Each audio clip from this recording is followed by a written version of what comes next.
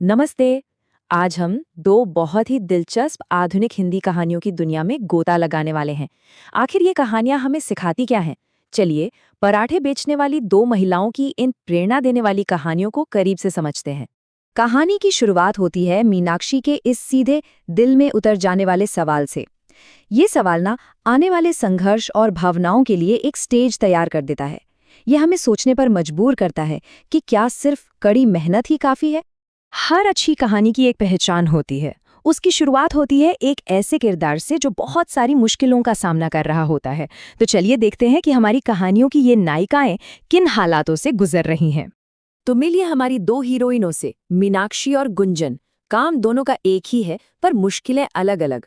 एक तरफ मीनाक्षी है जो कम बिक्री से परेशान है और अपने भविष्य को लेकर चिंतित है, तो वहीं दूसरी तरफ गुंजन है जिसके कंधों पर पूरे बीमार परिवार का बोझ है। सोचिए जरा, इनका दिन कैसा होता होगा। सुबह से लेकर देर रात तक सिर्फ काम और काम। ये सिर्फ शरीर की थकावट नहीं है, बल्कि एक मानसिक बोझ भी है।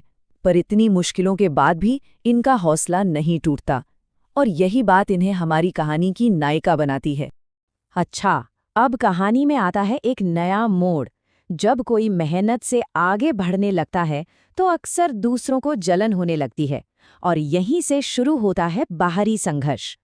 और देखिए, इस कहानी में आलू पराठा सिर्फ एक खाने की चीज नहीं है।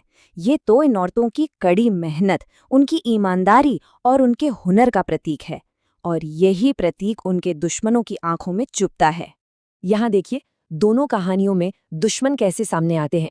मीनाक्षी के लिए ये पायल है जिसकी जलन का कारण ग्राहकों का बट जाना है, और गुंजन के लिए ये वो पुरुष विक्रेता हैं जो उसकी सफलता से जलते हैं। दोनों ही मामलों में उनका मकसद एक ही है, नुकसान पहुंचाना। ये बात गुंजन के एक प्रतिद्वंद्वी की है, और इससे साफ पता चलता है कि उनकी नफरत की जड़ है गुंजन की सफलता। उसके हाथों के स्वाद का जो जादू है, वही उनकी जलन की असली वजह बन गया है। और अब आता है कहानी का सबसे मजेदार हिस्सा, ट्विस्ट। ये वो पल है जब एक बुरी घटना एक बहुत बड़े अवसर में बदल जाती है। कहते हैं ना, जो होता है अच्छे के लिए होता है। ये तो कमाल ही हो गया। मतलब पायल ने मीनाक्षी को बर्बाद करने के लिए मिर्च मिलाई, लेकिन हुआ ठीक उल्टा।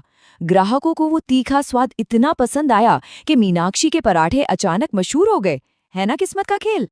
और अब गुंजन की अटूट आस्था देखिए। उसकी साइकिल, जो उसकी रोजी रोटी का इकलौता जरिया थी, वो टूट गई। पर फिर भी उसने उम्मीद का दामन नहीं छोड़ा। उसका ये विश्वास ही उसकी सबसे बड़ी ताकत है।